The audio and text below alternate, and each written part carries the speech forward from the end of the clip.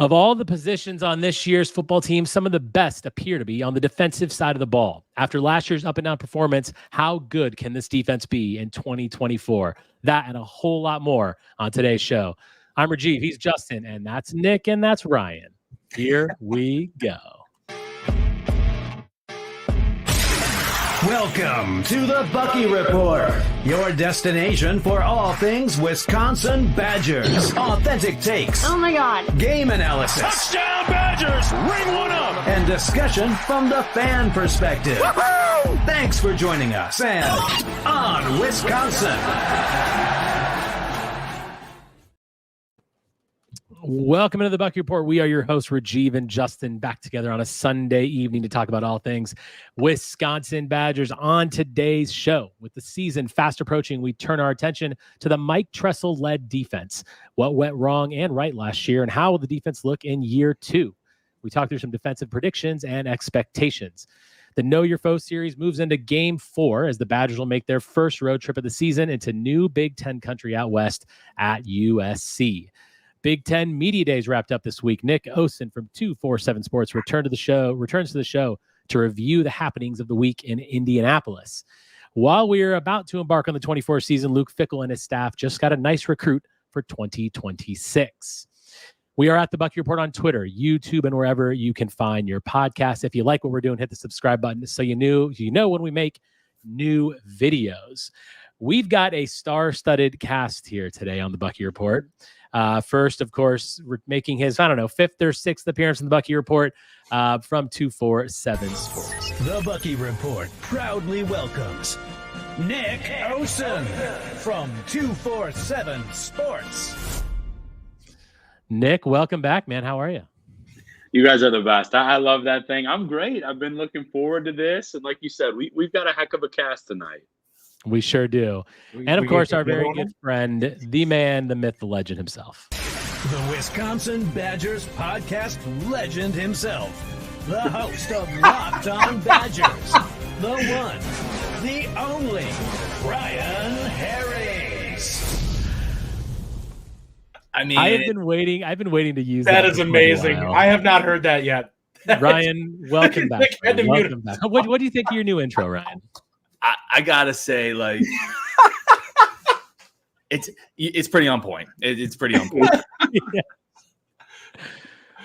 All right, Apollo. Oh, I appreciate that. My gosh. Yes, we are very happy to have Nick and Ryan join us together. It's our first quad box here on the Bucky Report.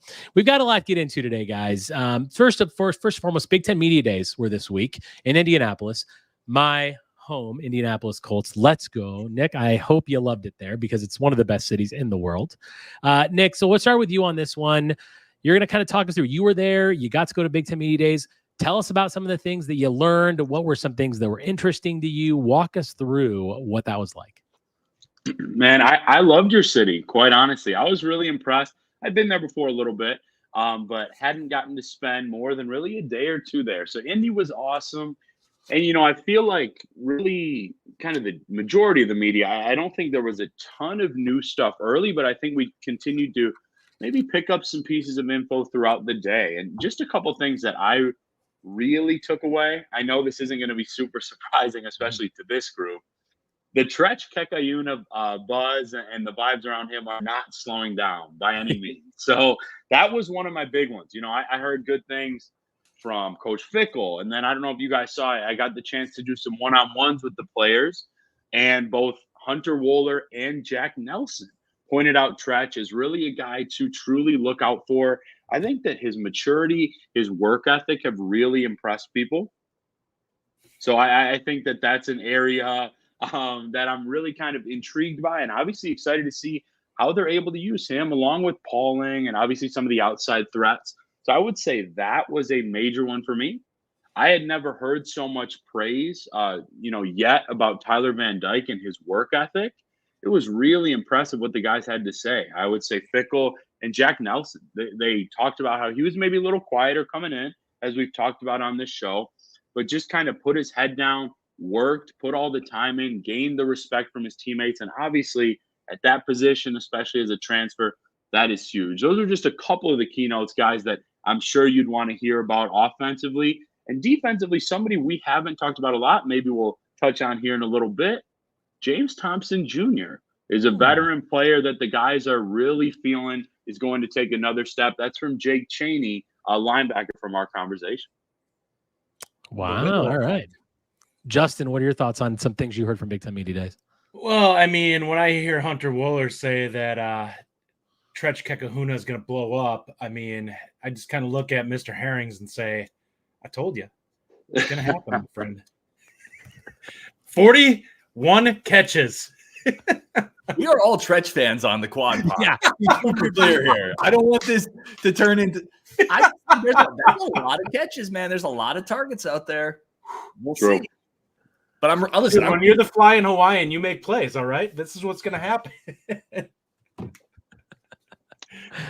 Gosh. And, one more note, guys, I definitely want to add. It's a little bit more of a general one, but especially for, big-time fans, podcasters like this group would definitely want to know. It doesn't sound like kind of the increased levels of speed, focus, competition from the spring.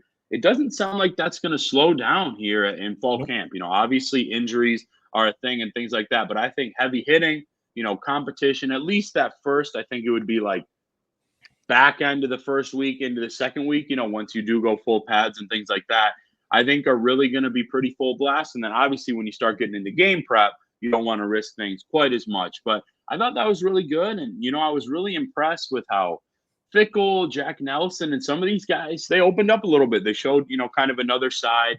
Obviously, some of the news that, myself and other reporters down there put out there about some of the changing roles in the recruiting department. That was, of course, official down there the next day. But it was well worth the trip, guys. And, quite honestly, it did not slow down any of my excitement for this upcoming fall. Nick, one of the things you mentioned there that I love is the hitting stuff. Like, that was something that Luke Fickell identified last year as a problem because he was shocked by the fact that we had so many missed tackles, which we're going to get into when we talk defense soon. And that really makes a difference. He implemented that in the spring and said, you know what, we're not going to go into the season without those live hits because now we know where the issues lie, which I think is great. Ryan, how much stock do you put into Big Ten Media Days? Do you care about what you hear? Is it just a lot of coach speak? What's your take on Big Ten Media Days and anything you found interesting? I don't put too much into it and that's to take nothing away from everything Nick just said. Like, it feels like every spring, every coach, it's like spring training in baseball to some degree. Like, everybody's in the best shape ever. Every coach is excited for the roster. Every weakness has kind of been talked about. So there's a little bit of that to me. I would say the tackling part, which I think is really interesting. Rajiv, you hit on it. Nick, you brought it up. To me, like, I don't fully love that as much because for two reasons. Like, there's programs that don't hit a lot of practice and tackle way better than we did last year, right? Some of that's just teaching fundamentals. Like, you teach fundamentals, and let's be frank, more tackling leads to more injuries. It just does. Like, there's no two ways about it. The more hits you have, the more chances you have of getting hurt. So fans can love this, but all I'm saying is love this, but don't get crazy when you lose a couple more guys to injury because that's going to be the byproduct. Now, maybe you do tackle better because of it, but there will be more injuries the more you hit. That's just how football and physics work. So to me, it felt like there was a fundamental breakdown of how they taught it last year or how they practiced it. And that doesn't necessarily get fixed by more tackling. It gets fixed by teaching it better to some degree. And there's coaches out there that have talked about this that don't hit at all in practice, and they do that to preserve health and injuries and whatnot. So I'm fine with it. I'm totally fine with it. Luke Fickell knows this team way better than I do. They know what they need to do. But just hitting more isn't like a fix-all for tackling issues. They also have to teach it correctly. Yeah, it seems like a calculated risk, though, right? But I mean, I see your point, but it's definitely a calculated risk of, like maybe there's just more depth in there, and he's a little more. He's got to. He knows it's something that has to be fixed. But Justin, you were going to say something. See, I disagree, and my thought on it is this: this is a team that last year I thought struggled with intensity. It just wasn't up to snuff enough. And when you practice like this, I feel like you're far less likely to get caught early in the season by a team for not being locked in because the guys are used to playing that way, not having to up their game and lock in. And that's something that they're not going to have to focus on as much because they've been getting their butt kicked day in and day out in practice by the coaches saying, do it again, do it better, do it faster. And I think that that's something that will carry over. Now, you're right. It is a calculated risk. There is always a chance people are going to get injured. But you also hear stuff where people say, well, we were going at 75% and somebody pulled up lame because they weren't necessarily going the way they should be in practice, and guys get injured doing that too. I just think when it comes to injuries, sometimes it is what it is. Now, if people are headhunting, yeah, then you got problems. If guys are going out there trying to make it look, to blow people up, then that's a problem, because people are going to get hurt if you're going out there trying to make highlight reel plays. And I think the coaches honestly are smart enough to say, we don't need any of that. To be quite honest, that was some of the biggest problem last year, was like Kamoila 2 trying to headhunt and absolutely whiffing on people. And if I can just add real quick, I know we got a lot to talk about, but Justin, I kind of pointed my finger in agreement, because I think that Hunter Wohler, after, I want to say it was the Northwestern game at home, but like kind of implied some of that, whether it was intensity or guys needing to be more competitive or just not accepting losing, and I know that's something that Coach Fickell and his competitive nature is really about. And so while I totally get kind of the health side that Ryan is saying, I think, to me personally, at least from my understanding, I think it's a little bit less about, technique, foundational hitting, and more so about that live action, Justin, the intensity, the competitiveness, and getting ready for not only the season, but, and let's be honest, guys, one of the toughest schedules in the country. So to follow up on that, just one more thing. Sorry, Rajiv, but I'll say this. That was something that was absolutely missing last year, was that level of give a crap that I think that they're trying to instill from a cultural standpoint in this team, that they're not going to accept them playing at 80% and not giving all out. And I think that that's part of what they're trying to get through their head, is this is the expected level right now in practice. I agree. It sets the attitude, which I think is important. And what we're talking about here, of course, is tackling. We're talking about defense. So last week we went through year 2 of Phil Longo. Tonight, let's go through year 2 of Mike Tressel. I'm going to put up some defensive stats from last year and quickly go over them for those of you listening to this podcast. So some highlights here from our 2023 defensive statistics. We allowed 20.2 points a game, 344 yards per game, 32 sacks. The sacks put us 56th in the country. Tackles for loss was 78. That was 42nd in the country. Total defense, of course, 344 yards allowed. That's 39th in the country. And then one thing that's not on here is our turnover margin was 0, which puts us in a tie for 66th. Not the greatest year of Wisconsin defense. Justin, I'm going to start with you, and then we're going to go to Ryan and then Nick on this one. Justin, give me what most concerns you about these? When you look at these stats, what surprised you? What most concerns you about last year's defense that you feel like needs the biggest improvement? Well, number one, the rushing yards allowed are actually lower than I expected to see based off of some of the games last year. The sack rate needs to go up, absolutely, and so does the missed tackle percentage. We have got to get home. I'm actually kind of surprised we had 32 sacks. But when Wisconsin's defense is really good, we're typically in the high 40s for sacks. Now, I don't know if we'll necessarily be that high, but if we can get over 40, I think it'll make a big difference. And that would be a massive bump to this team in terms of being able to create pressure on the other team. Ryan, what are your thoughts on that? Things that you are most concerned about for next year? I think it's the rush yards. I know that maybe not seem terrible. 3.9. I did a show previously. You want to get that down to about 3.5, somewhere in that range. That puts you in the top quartile, the top 25% of the Big Ten or so, and that's where we've lived, right? If you're giving up 3.9 per carry, especially we played some pretty feeble. This is the other thing. All these stats you have to keep in mind. We played in a schedule last year that was mostly feeble, right? So 3.9 against three garbage non-con teams: Indiana, Illinois, Purdue, Iowa, Rutgers, Minnesota. Like, let's be real. 3.9 against that schedule is like 19.7 against this year's schedule. Like, they have to defend the run better, because if you don't, all these fast linebackers don't matter. So it's the rush yards per carry. It's allowing the offense to set the tone. And when that happens, the offense dictates what they want to do. You don't get to dictate to the offense. So to me, that number has to come down. You got to get it to 3.6, 3.5, 3.4. That's a really good point, because I was actually looked at that and I was like, 3.9, that's not bad, but you're right. Like, we played a really weak schedule. And if you translate this year's schedule onto last year's defense, that number jets through the absolute roof. So there's no doubt about that. Nick, what about you? What concerns you most about last year's defense?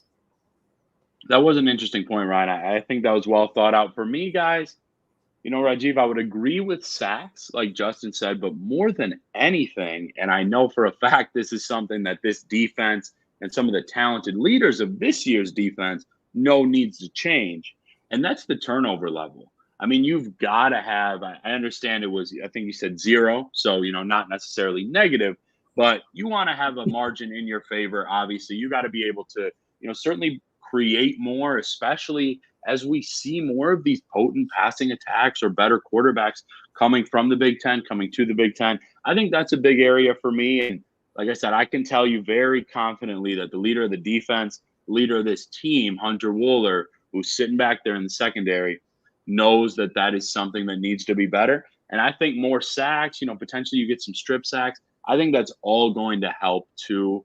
I'm curious though, where did points per game kind of sit? If you have it. It was 20.2. Where that sat in the country, I don't actually have that. Okay, got you. But I'm sure that we can pull that up while we're talking. I should have looked that one up. No worries. Yeah, I think that was like a top 25 number, so that's pretty good. I was gonna say that's actually pretty dang good. Decent. For me, the biggest thing is other than being Captain Obvious here, all of it just drives me crazy. When I look at numbers like turnovers, we were ranked 69th in the country in forcing turnovers. Tackles for loss, 42nd. Sacks, 56th. Turnover margin, 66th. And total defense and yards, 39th.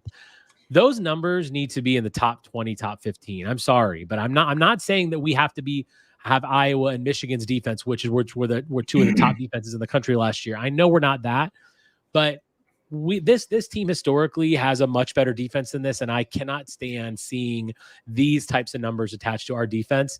And for me, I'm going to echo what Ryan said too, rushing yards. I was actually happy with the numbers that I saw, 3.9, but there were so many times where just anecdotally, it felt like we couldn't stop anything when we needed to. And we are so used to having a dominating rush defense that last year there were just times where, again, if you went to the outside, you were going to get by. Getz and Peterson were not catching you out there, right? Those guys they didn't have that speed. All of a sudden this year we have people that have that speed. And that to me is just something that I really just couldn't stand. And I know that this team is better than that. And it drives me crazy. Ryan, what did you actually like about what you saw with this defense last year? What were some positives that we can take away? This feels like a Jeopardy question. Who is Hunter Wohler? Who is Ricardo Hallman? What is the secondary? That's it right there, right? If you're talking about like the advantage of the team, it's a cornerback taking an enormous jump, having 7 picks. That's incredible. Limiting opposing quarterbacks to a passer rating that I think was 11th in the country per Pro Football Focus. Like he had an all Big Ten type year, and then Hunter Wohler is just the boss, right? So it's a secondary to me. That was the one spot you could look at and say there's guys on that unit that I feel like could play for top tier teams. I feel like those dudes you could put them in the depth chart of top tier teams. Maybe they don't start, but they're going to fight for playing time on any defense in the country. That to me, that's it right there. It's Wohler, Rico. It's that secondary duo. Yeah, Justin, what'd you like best? So I'm going to preface this first by saying one more thing that we didn't. When you talked about the numbers regarding sacks and tackles for loss, the fact that it was against such a mediocre schedule makes that even more damning. That we lacked disruption that much against a bunch of mid-tier teams. Let's be honest. It was this. Ryan's right. It was the secondary. They played incredible. Like that was. As somebody who's watched the Badger defense for 30 plus years now, where I've really been a fan, you start to notice when you have a really good secondary. It doesn't happen super often in Wisconsin's history. Normally it's the front 7 that's really good. That was a good secondary last year. And they were kind of hung out to dry by the fact that they didn't have a good front 7. And they still actually played pretty darn well. They're one of the better pass defenses in the country, despite the fact that they weren't getting a lot of help. Well, what's nice, Justin, is I think if we see things as we kind of expect this fall, a lot of that star power and that explosiveness in the defensive backfield, that reliability, that should still be there, along with a better front 6, front 7. So I think, Rajiv, kind of going off that question, I would answer similar to these guys. Like definitely the secondary. I'd give credit specifically to Paul Haynes' coaching, technique, like that was a huge jump from Hallman. I think we all knew that it'd be a good year for Hunter Wohler. Maybe not what we saw, but I don't think many expected Hallman to be borderline All-American with those numbers, because he was. There was some pro buzz. So I think that's really legitimate. And then, just kind of bringing those guys back, of course. You still have Paul Haynes. And, we've talked about the buzz about some of these other corners, whether it's young up-and-comers or a guy like Nazir, too. So I think the secondary from 23, and I expect it to be at least as good, if not better, in 24. It is quite a unit, and it's a unit that needs to be successful for this defense to be successful. For all of you joining us on the live chat, thank you so much for joining the show. Tyler Strieber says missed tackle percentage needs to get into the single digits. Yeah, and we'll talk about that a little bit more through the positions, but man, missed tackles were definitely an issue last year. We had safeties. Kamoila 2 had a 25% missed tackle percentage, 25%. Now, contrast that to Hunter Wohler, who had a 7%. I did not do the math on this, and I meant to do this, and I'm sorry I forgot. I wanted to pull all of Wohler's tackles out, and then I think the missed tackle percentage would have been like 17% for this team if you take him out. Like his was 7%. Well, he had like a quarter of the tackles on the team. Exactly. He had 20% of the tackle. It's unbelievable how much of an impact he had. Will Hanna says offense wasn't good, but those stats aren't close to good enough. I think that's very true. That to me is the theme here, is that yes, there were times where that defense played okay, but man, like it has to be so much better. I'm going to quickly go through the depth chart, guys. It's pretty obvious, I think, for the starters. If you disagree with me on something, let me know. We're going to go at 2-4-5 kind of style here. Curtis Neal, James Thompson Jr., I think starting on the defensive line, pretty easy to see. There's a lot of questions about who can back them up. That's something to watch for in fall camp. Linebackers is interesting. It looks like Chaney and Allegro likely at the starting positions. I'm assuming you guys all agree with that. And then Peterson and Pius on the outside. Justin, what do you think? I would say I think Jaheim Thomas is going to be starting in the middle. I think there's going to be a rotation. Probably a 3-man rotation there, but I think Thomas is going to play the most snaps out of those three. So Ryan, who do you think gets, because I saw you said you agree as well, Ryan, who doesn't? Is it Chaney or Allegro that loses some snaps to Thomas? It's Allegro. I think it's Allegro. I think for a couple reasons, Chaney's return. Listen, they're not hyping up Chaney the way they have been. I think if he's not that guy, and then Thomas, they're bringing him in to start. Allegro's going to play. Allegro's super talented. I can't wait to see him, but I think it's those two. I think it's Chaney and Thomas getting the bulk of that. And I think Thomas is going to flow everywhere, though. Yeah. So that's kind of where I'm on those guys.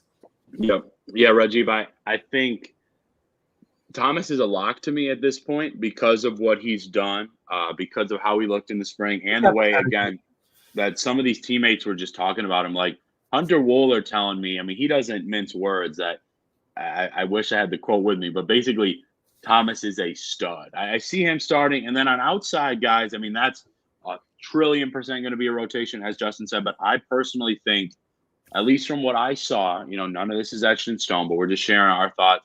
I would have personally DP and Lowery. And then I think Pius is going to be more of the pass rush specialist in my eyes. It is interesting that you brought up Lowery because I'm going to ask you this question right now, and I want each of your guys' quick answers. Who has the most sacks on this team? And we've talked a little bit about this here and there. I actually think it's going to be Lowery, and I said that a couple weeks ago. Justin, if I remember correctly, you had Peterson as the answer to this question. Yeah, I've since recanted on that. I think that he's going to be improved this year, but Ryan and I kind of had a discussion offline on this, and we talked about Pius. And I think, honestly, I really sat back and thought about how much his body's changed since he hit Wisconsin. Between the weight program and just his nutrition, I actually expect him to ball out this year. And I think it has a lot to do with it. I think he's just a freak athlete. I think he was a freak athlete before at William & Mary. And I think now he's optimized it because of the nutrition and everything at Wisconsin and him carrying more weight. He's going to be able to be explosive off the edge. And I think that with the additional strength that he's going to have, he's really going to be a problem for people.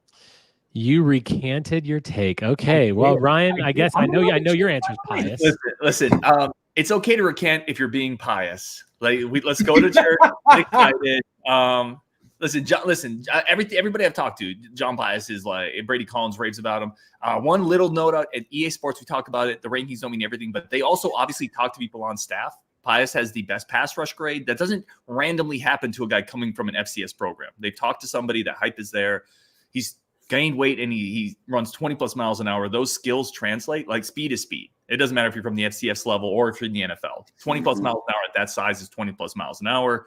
I think it's Pius. I think all of them help, though. Collaboratively, they bring that group up. Rising tides lift all boats. I'm sorry for using a boat reference here, but it is what it is. I think it's Pius. Yeah, I would go the same. You know, I think I was leaning that way already if you asked me last week, just because I saw him with my own eyes when we got the chance to stop by Squat Fest. Looks like a different player physically from the spring. We know the pass rushing prowess that, you know, myself and others have written about, talked about really since he came in, certainly in spring ball. But I'm curious because I guess I just kind of shared mine. But do you guys see Pius as a locked-in starter at that outside group? Do you see him more as a specialist, or do you just see almost an equal three-man rotation? I think it's interesting because I question his ability to drop. He feels like a guy that they're going to want to just straight up rush. And that's kind of where I look at him. But I'm like, well, it's not like Peterson's great at dropping in coverage. So does it really matter? Like, he feels like a guy that takes that position over as the season goes on.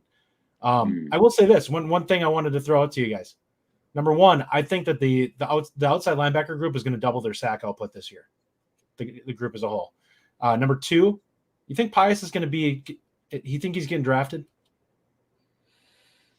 Well, let me jump into that first question here with the Pius who's starting. I think Peterson probably starts because I think he's going to set the edge better. I think he's a better base guy. Pius coming up to this level and then having to adjust to 310-pound tackles trying to move him, I think is going to be tough. So I do think Peterson probably starts, but I think Pius is going to be in the pass rushing situations, which is going to help him. I do think, and to answer your question, I do think Pius gets drafted, Justin. If he is the season I think he's going to have, a team is going to see the pass rush ability and draft him. Now, I don't think it'll be like a first, second, probably maybe fourth round type of thing. But he's going to be a developmental guy that somebody looks at and likes the physical tools. Hey, you know what? We'll gladly take that. Gladly, we'll have a year from Pius like that. I still think it's Lowery because I think that guy's got quite the motor, and there's a lot of untapped potential. I do too. But in my view on that, Nick, is it's going to be a full rotation. I feel like that's the one thing that I've in talking about all these things in the offseason. The whole linebacking room is a massive rotation. It sounds like that's really what it is. Moving quickly into the secondary, of course, we all know that Rico Hallman, Nizer Forker, and likely the starting outside cornerbacks. Austin Brown seems to be the starting nickel, and of course, Hunter Wohler and Kamoy Latu / Zachman. I'm thinking Latu probably starts. We'll see, but I think honestly that's an interchangeable starter for me. You guys disagree with that? I think Brown is the other safety, and I think it's going to be Max Laffey at the nickel. So you don't think Brown plays nickelback? No, I think he's going to. I think he'll be the second guy. If Laffey goes down, I think you slide Brown into that spot. But I think he's going to be starting free safety, and Wohler's going to be kind of the jack of all trades kind of back there, mostly a strong. As of right now, I might lean that way just because Max had a really good spring. You know, as we talked about, kind of an unexpected guy that the staff raved about a little bit. Man, I think Zachman in some form, though, even if it's just rotation, is going to be hard to keep off the field because I know he missed time during the spring, but – he was a guy that did some things. Specifically, I think it was more in like the October, November months, but he had some flashes in that defensive backfield. See, I'm not as high on him as some of the others because there are a couple times I saw him flat out miscommunication and busted coverages at some early times in the defense, and I'm like, okay, maybe I'm holding on to that a little bit more than I should. It was a new defense for everybody, but it was frustrating to watch when you see guys kind of run free on plays. Let me also just say that Zachman had a far, far better missed tackle percentage than Kamoy Latu. I think I had a better missed tackle percentage. 25% for Kamoy Latu, 9% for Zachman. All right, so let's get into some quick storylines and expectations for the 2024 defense. Ryan, I'll start with you on this one. Storyline you are most looking forward to following about this defense this year? That's a great question. I think a lot of people, it's the linebackers, which, yes, I'm there, but I want to go to a different one just because I'm really excited about the young defensive line talent. Like, I want to see I want to see Johnson. I want to see Ernest Wohler. I want to see Jamel Howard. I want to see Hank Weber in that as well. For as much as we talk about defensive line depth, we need to be better there. There's some really interesting young talent and young pieces on this team.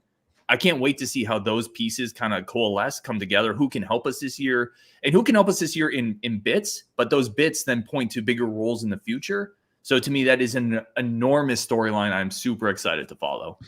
It is something. Wow. And here comes Ryan's dog down the stairs. So cute. It's, it is something that, like, we obviously talk a lot about the weaknesses of this defense, and certainly defensive line is there. And if we can get that depth from those young guys, it would just be so huge for this team. Nick, what are you following? What's the storyline you're most looking forward to following this season?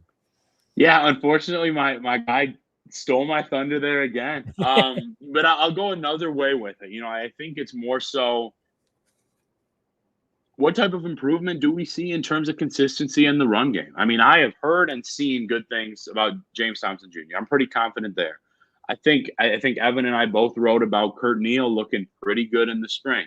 You bring in a guy like Brandon Lane, who I will be shell-shocked if he isn't at least in the rotation, guys. So I think he's a guy, Ben Barton's been around. And then personally, I understand it wasn't always going against the ones and things like that, but I think Wohler Jr. is going to be tough to keep off the field, guys. I really do. So I think linebackers is like kind of that, the sexy answer in terms of a change from last year and all the new players.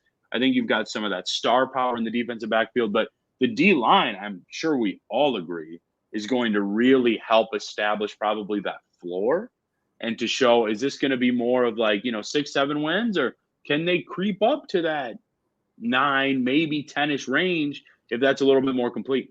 It's okay, Nick. You can say higher than 9 or 10. We might get higher than that. I'm just kidding. Justin's biggest storyline. High on this team. To me, it's still the linebackers. I just think that they were such a black hole last year that we are so accustomed to seeing Wisconsin defenses be disruptive since we've moved to the 3-4. There, you can literally count the couple of years where we didn't have that, which everyone remembers as the seasons that don't make sense. Like 2018, everything was broken. We couldn't get a pass rush home. So, I mean, it's one of those situations where I think if that happens and we see it, like if this is a top 20 defense, it's going to be because those guys are able to be disruptive and blow up plays. I think you can cover up the interior of the defensive line if the guys on the edges are explosive enough and able to be disruptive, which I think they might be able to, especially with the help of the guys on in the inside coming downhill.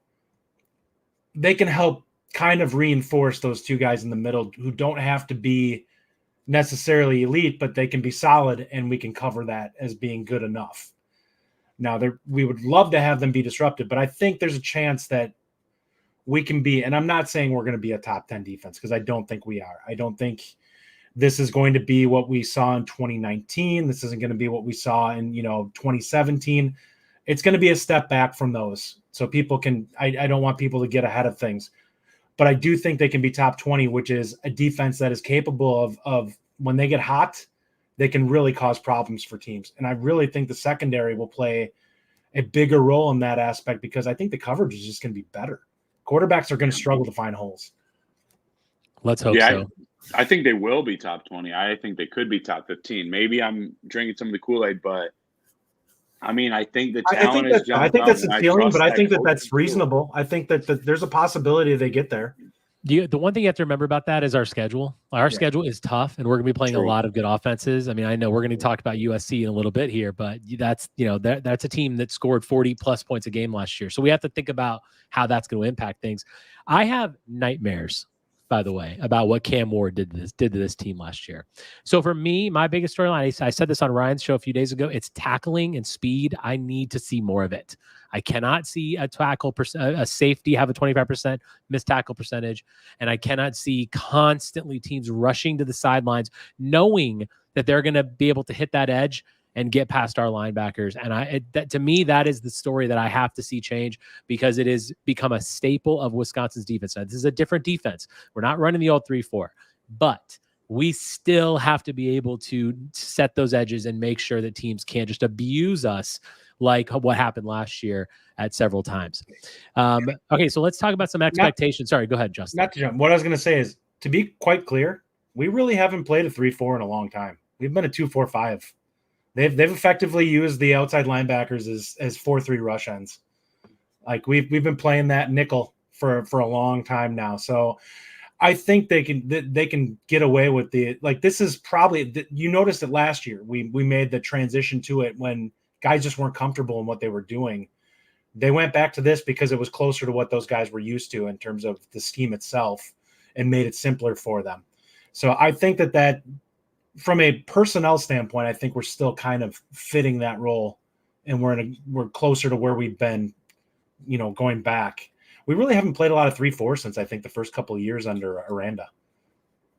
All right, let's talk about newcomers and players on last year's team a little bit. So newcomer, Justin, we'll come to you on the first one on this one, that will have the biggest impact. Newcomer that will have the biggest impact, and how specifically do you think they'll improve the defense? Are we talking transfer or freshman or? Either. Anyone who did not get significant minutes last year. All right. I think it's going to be Jaheim Thomas. I think there's a chance that he's an all Big Ten type player by the end of the season. They're going to throw him all over the place, which means that some of those rush end situations with our outside linebackers, he's probably going to be showing up there a little bit. And I think that he's got the speed to be able to do it. So if one of those guys isn't showing the pass rush chops that they want, they're going to move guys around. Allegro's another guy that could be used in that way. He's definitely got the length to come off the edge if they want him to. Ryan, highest impact newcomer. Yeah, Justin, like Legos, we're going to stick together. Let's not overcomplicate this, right? For as excited as we are about Pius, he's coming from an FCS level. For excited as we are about Lowery, he's coming from Syracuse. God love him. Donovan McNabb went there. Great time in the 90s. This guy was the 6th leading tackler in the SEC. The staff knows him. They know what he's like in the locker room. They know what he's like in the culture standpoint. It's Jaheim Thomas. I don't even think it's necessarily that close. Yeah, just, Reggie, this is why I can't always be going third after my guys here. If I had to be honest, I think it's Jaheim. But for the sake of conversation, I'm going to go with Lowery. I mean, I'm telling you guys, it's often in the first week or two of a camp, certainly spring, sometimes fall, that the defense is ahead of the offense. Okay, that's something I've gleaned from NFL training camps, Iowa State, a little bit of Wisconsin here now. But there were, probably 3 out of those first 6 or 7 days we got to see, he was the best player on the field. And like his offensive counterparts at tackle think highly of him. I think we're undervaluing a little bit maybe of what he can bring a little bit with that frame and that body in the run game. He is mobile. He's versatile. I know we've talked about that, Justin. So, like, if I had to give one name, it would be Jaheim. But outside of that, I think Lowery's going to be a dude. And personally, I like his NFL potential over a guy like Pius's even. And that's no shot at Pius. I just see such a complete player. And I feel like if that can translate to, what would we say, 5.5, certainly 6 sacks, like, okay, you're getting there for sure. I mean, I would agree Jaheim Thomas is the guy. And I like the Leon Lowery shot. I think Leon Lowery has a really big year for us, but Jaheim Thomas, it's pretty clear. Ryan, we'll start with you on this one, then come to Nick. Player on last year's team that was a significant player on last year's team that will have the biggest jump this year in defense. I hate this one. Yeah, this is a great one. It's Chaney for me. And I think it's Chaney because the pieces around him are so much better. I think he's going to be better suited. I think there's going to be more pressure off of him. He's going to be able to flow a little bit more. I've loved Chaney since he got here. I've talked to his dad, who's on the Colorado staff. I just love how he's wired. Like, there was a question when the coaching staff turned over, like, is Chaney going to transfer? And Chaney just said, no, I'm here to compete. Like, he's wired the right way. He's got a lot of Chris Orr in his game. I think he's disruptive. I think he's the best run stopper we have from the middle spot. Disruptive, a good tackler. I think it's Chaney. That's been my guy for a while. I know I'm a little higher on him than a lot of other people, but that's who I would put my vote for on this one. I like that a lot. Yeah, and Ryan, I remember you showed some love when I got to speak with him in Indy. That was really cool. I love how he's wired. It's business to him, yet he still can balance the relationships with, like, welcoming new guys in. I think it's really cool. I'm going to go with JTJ, James Thompson Jr. he certainly showed some flashes. I don't think any of us would disagree with that. I understand the D-line as a collective maybe wasn't like the top spot on the defense, but just seeing a little bit of a transformation from his body, showing some of the flashes, hearing his counterparts speak about him like that. And then you talked about pressure, Ryan, to have some more pressure getting to the quarterback from these guys coming at linebacker. I still think the D-line depth is going to be a little better than we think too. I'm going to go with JTJ. I think he's going to have a really nice year as a veteran on this D-line. I'm going to go before Justin because I know who he's going to say. I just know it. I think I do too. But what I will say is, so the person I'm going with, kind of on the line of significant minutes last year, but it's Christian Allegro. And I know that Thomas is here, and I know that Chaney's going to step up, but I think Allegro flashed so much at the end of last year, and I feel like he's ready to take control. And I'm telling you, I know that we've got a lot of good middle linebackers, but I would not be surprised that if 4 or 5 games in the season, he could be our top middle linebacker. I just feel like the guy is really, really good, and I expect him to take a big jump because you talk about the confidence he played with at the end of last year and how he came in there and made an instant impact for this team. I mean, really instant. That's who I'm hoping. And I really, maybe selfishly just wanting it too. I think he makes the biggest jump. Go ahead, Justin. Tell me which defensive back is going to make a big jump. I know you're going to go there. During the cold winter months, the whispers started. We heard it from the man, the myth, the legend, Brady Collins. This man has taken a step forward. We've built him bigger, better, stronger. That man is Nazir Forkerine. Your future. You knew you were going to say that. All conference cornerback. No, and I all said conference. I'm saying it might be honorable mention, but I think that he's going to have that type of jump this year. He could be a fringe. He's going to be a fringe all conference guy. Okay, so first of all, I want you always to talk into your mic like that. That was great. By the way. You need to do that more often. And I mean, Ryan, your thoughts on Forkerin? I've not always been the biggest Forkerin fan. I am coming around on him because he frankly he's pretty good. But I actually think Delancey might supplant him this year, but I know you guys disagree.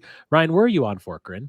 I think I'm somewhere between the two of you. Like between Acetone Justin and the oddly pessimistic Rajiv, which I'm still trying to like square in my head where that persona comes from. It's almost like a separate split that you have that just comes out once in a while. You don't even know it's there. Yeah, that's true. I listen, the physical tools are there for the most part, right? He's got the size, the length, he's got enough speed, he's gotten bigger. This is definitely a guy that the staff identified. Mitchell has a connection there and has spoke really highly about him. So I like him as a competent above average Big Ten starter. Right, which is really good. It's tough to find those guys. I don't know if he's got a lot more than that. So I think I'm between the two of you. I think he's a good starter. I don't know if there's a lot more in the tank than that, but that's a really good piece still. Said honorable mention. I did not say first or second team. Honorable mention is probably a tick above good starter, though. Right. So that's fair. So Justin's got Nazir going first round, but no, don't do that because people have been saying Justin says everyone's a first round draft pick. No. You know I'm teasing, buddy. I've been a little too serious this episode, but no, I think if I had to pick guys, I would be a little closer to Justin's side. I mean, I saw a guy that made some massive improvements. I think, we've heard about it. You know, I know Colin said it on other shows. We spoke with him at Squat Fest. Nazir has put on some good weight. I think he's got pretty good ball skills, really good reactivity. And I just feel like, again, I'm going to give credit to Paul Haynes. Like in that room, I think he's a good developer. I think he's a technician like that, with technique. Like you hear about wideout coaches as well. So I personally, quite honestly, think he's got a decent shot at being like a late round look type of guy in the NFL. I really do, because I think that those pieces are around him, and I think he's taking a jump. And at this point, it's just about showing it consistently for 6, 7, 8 Saturdays. Tyler Schreiber says, "Good God, Justin, I hope you're right. I just don't see it with him." But hey, Rajiv had to get that one in. I sure did. Thank you, Tyler Schreiber, for agreeing with me a little bit. Okay, let's move on here. Nick, we'll start with you on this one. New wrinkles or types of plays that you kind of think you'll see, visible changes that you expect or hope to see with this year's defense? Man, that's a really, really good one. I think it would it's going to be less about plays and just more about kind of the recognition of the personnel changes. I think it can be some less blitzing and less kind of taking a guy from the LB room or from like a Hunter Wohler and having to bring him up. I think there's going to be the potential to just have more reliance on kind of the defensive front or straight up with your linebackers that can roam and not necessarily have to just be a spy. They can cover more ground. You talked about speed on the outside. So that's where I would go. At first I was thinking, what would be fun for offensively, because I'm just hearing some good things and seeing kind of some of these videos that I think TBD, if he wins the job, which I think he will, is going to bring a little bit more mobility than many of us think. So that was just where my mind went first. But yeah, Rajiv, I think just a lot of good base potential, more reliability and trust in that defensive, we'll say 2, 3, or 4, and just being able to, like Justin said earlier, trust that coverage back there too. Justin, biggest change you expect or hope to see? I think Nick hit it right. I think we're going to see them play straight up more. I think they're going to be able to rely more on athletic ability than scheming to get pressure, which quite honestly helps them a great deal in terms of overall defense, because you don't have to take as many risks, which will be a big deal. Even if we just have every guy going, cutting a 10th off of their 40 time, the defense as a whole, that's a step in every direction that you're gaining. And that closes windows. That makes things a lot simpler.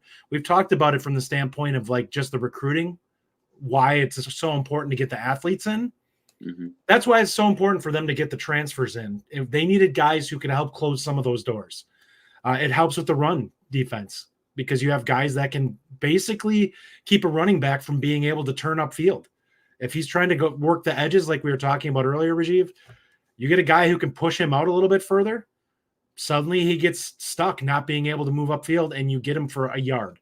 That's different than getting 5 or 6 like we were getting last year, Gash, for even against bad teams. Ryan, what about you? I think somewhat in line with everybody here. Grandpops Herrings once said, for every task, there's a perfect tool, right? And it feels like last year our toolbox had like one Phillips screwdriver and kind of a rusted, like just a bunch of Allen wrenches. Right. Like the line, we talked about it. Like Daryl Peterson played how many snaps? Chris Getz played how many snaps? They got worn down to a pulp because there weren't other options. This year, you're going to see a lot more flexibility in the tools they can use. And that's what I'm really looking for schematically, right? A rundown. Maybe it's Aaron Witt, Peterson, Allegro on the interior, and maybe Chaney. And then 3rd and 11, suddenly Pius comes in, Lowery comes in, maybe Tackett Curtis comes in if he's healthy, and it's Jaheim Thomas. You're just going to be able to fit these pieces schematically much better for the scenarios you're facing. And just like I said, great Grandpappy Herrings. For every task, there's a tool. And we have more tools in the toolbox this year. A lot of dudes, man. That's a lot of dudes you just named that could legitimately play. Mm-hmm.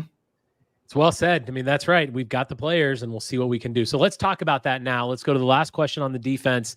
I'm going to start with you on this one, Justin. Last year, we gave up 20.2 points per game. Give me a floor and a ceiling on, so obviously the floor will be the higher number, ceiling lower number, of points per game allowed for this team in 2024. And then I'm going to come to Ryan after Justin. Give me points per game, floor and ceiling. I think the ceiling is probably somewhere about 19.5. And I think the floor is going to be probably about 23.5, 24.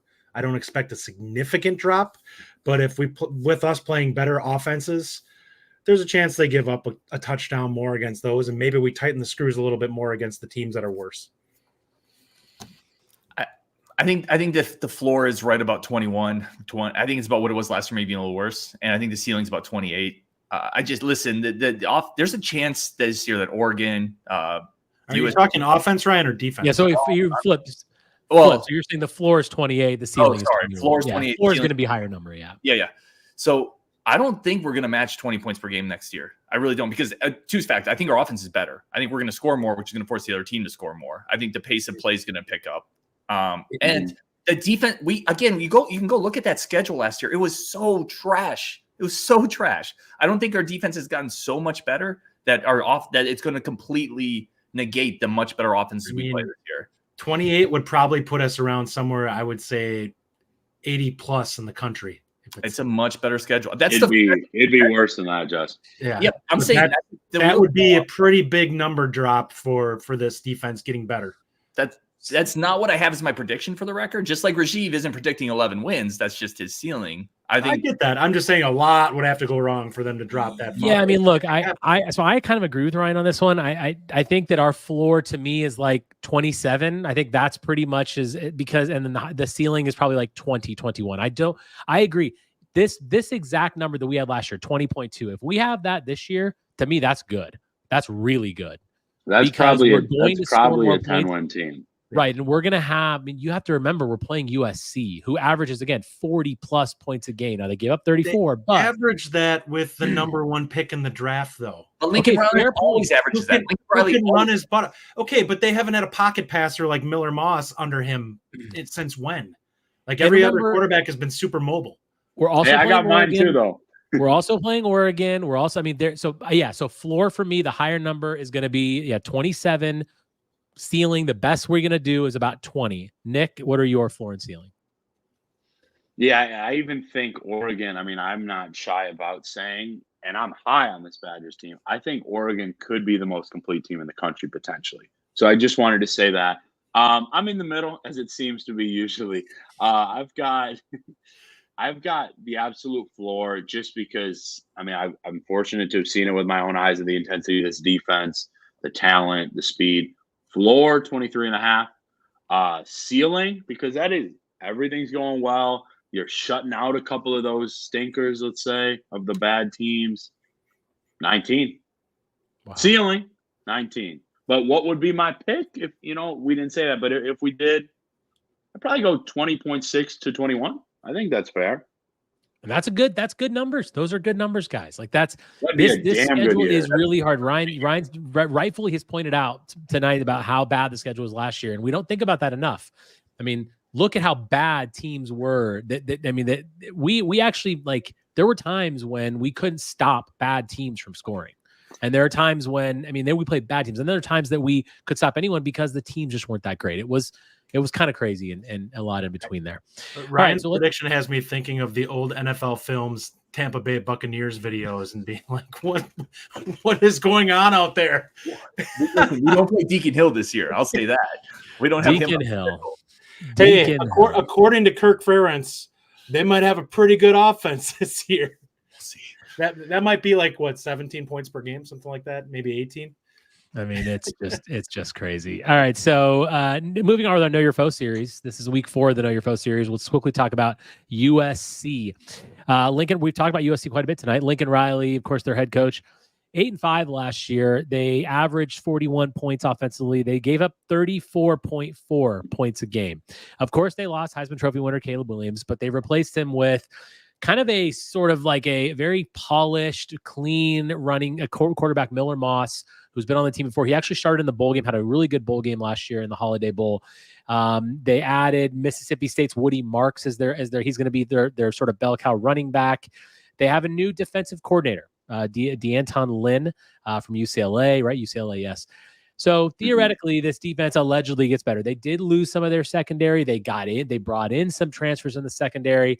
Lincoln Riley is a team that he always coaches teams that have great offenses, and he generally coaches teams that don't really have good defenses.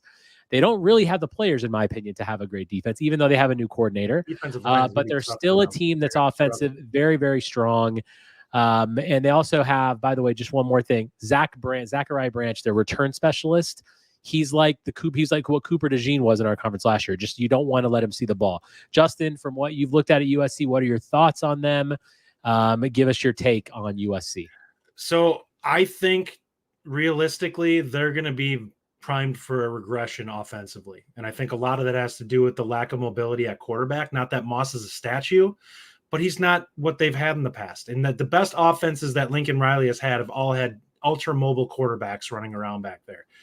I think they come back into the mid-30s, which is still a really good offense. It's just not a we can score on anybody offense. And I think that that's going to put a ton of pressure on their defense, which is, quite frankly, their defensive line is kind of in the same ballpark. Like, it might be worse than what ours is in terms of an actual, like, depth and talent. And I'm not dogging ours. I think our guys can play solid, like, assignment sound defense. I question whether USC can do that, despite the fact that they also don't have a great talent bed there. So there's a chance that they could get gashed and they could really struggle to stay in games because they can't stop anybody. And the offense isn't capable of just outscoring everyone. Ryan, your thoughts on USC? So I did a show that said USC's not ready for the Big Ten, which prompted a rando USC fan to jump into my DMs and say, I'll paraphrase here because I deleted it, the guy, but he was like, you Badger bleeping mother bleeper, we're going to A-train your bleeping team this year. If anyone's watched The Boys and what A-Train did to like Blue Hawk, that's what he's expecting to happen. But that being said, so I don't think they're completely ready for the Big Ten physicality. Like they're going to lose some games because they've struggled with physicality in the Pac-12. They got their butt kicked by Utah consistently, which is going to happen in the Big Ten. And they have a worse quarterback than they faced Utah with. The problem here, though, is like we still have to go to their side, and Lincoln Riley has a good offense every year. Since 2016, he's at a top 10 offense as an offensive coordinator or a coach in terms of yards per play. Like this is not a fluke. He's going to have a good offense. So it could be a little worse, but it's going to be really good still because that's what he does. And defensively, listen, it's going to be better because it can't be that bad again. They brought in a real defensive coordinator.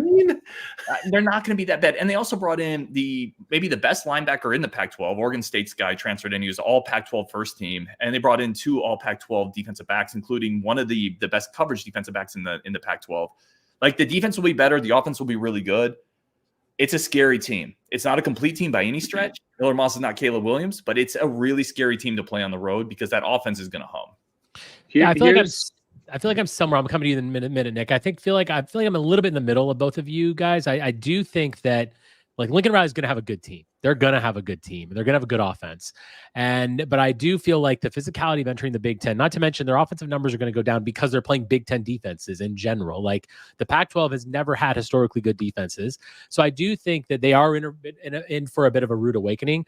But Lincoln Riley has been able to do that to pretty much any team. He played teams again in the SEC. He still had offenses that could dominate those defenses. So I think that he's going to have that, and USC just has that kind of talent. Zach Bart says USC feels like a paper tiger. They lost a lot of pieces from what made them scary on offense, and unless they had a revelation on defense, that's still an issue for them. Nick, what are your thoughts on USC as a bit of a preview of their season?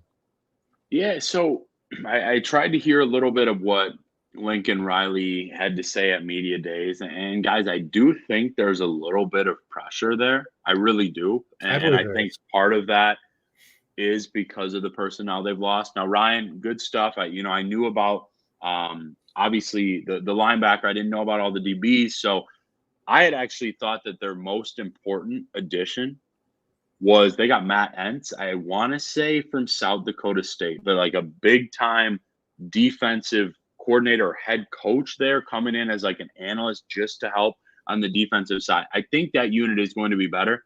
I'm very familiar with Zach Branch because that was the first recruiting cycle I really got into and covered.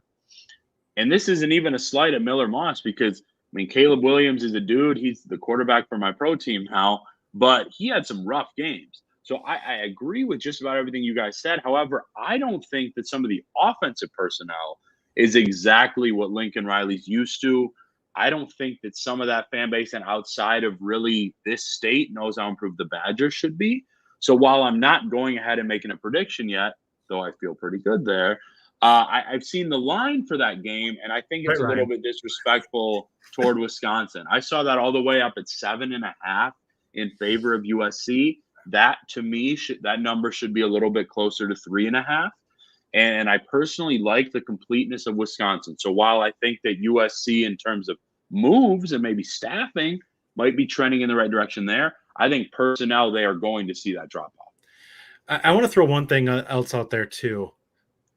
One thing that is underrated in this is the fact that the USC home field advantage, if they're not expected to be an elite team, is atrocious. It's Miami level bad if they're not expected to be a top 10 team. So there's a chance we go out there and that is close to 50% Wisconsin fans. It might be more than that because they're like, I've seen games where you look at the seats and it's like, this is like a quarter full. No, he's right. Well, one of the Wisconsin fans is going to be me at that game for sure. Make it loud. You'll have a whole section to yourself. Enjoy it. Tell you, Ryan, really go ahead, Ryan. One of the best parts about this Wisconsin going to USC game is you look at schedules matter so much in football. And I talked about this Michigan the week before. Yeah. They played Michigan the week before Wisconsin. You want to talk, listen, Michigan's not going to be Michigan last year, but you know where they're going to be Michigan last year? In the trenches. In physicality. They're going to beat the crap out of USC. Then USC has to turn around and play Wisconsin. I'm just saying, like, if you want to look at scheduling advantages, Wisconsin has some disadvantage on their schedule this year too. But USC is going to have a bye week before that one. And then they're going to get Wisconsin. So to me, that's a huge coup. And I agree with you as well, Nick. I think it's a great point. That line shouldn't be 7.5 in my opinion. I do think USC probably wins if I had to make a pick now, but I think it's like a field goal. I think it's like a 2.5, like 3.5. I think it's a very close game. I wouldn't expect Wisconsin to go in there and do anything but compete at a really high level. I am curious who you guys would put the quarterback advantage to in that game. Would you give it to Miller Moss or would you give it to Tyler Van Dyke? I would give it to Miller Moss just because he has had time in that system, and he's a proven guy that he's not a flashy guy like Caleb Williams. He's not going to have Caleb Williams numbers, but he is very polished. He's very thoughtful. I've read a lot of stuff about how he's really good at looking off safeties. Like he mechanically, he's got what it takes to be that quarterback. I feel like he reminds me of kind of like almost like a Jack Cohn, just a guy that but better. I just feel like he's one of these guys that's very methodical. He understands what's going on. He's not gonna blow you away with physical tools. I was gonna say Mac Jones, but maybe that's a better one. Yeah, but he's just gonna have that sort of poise.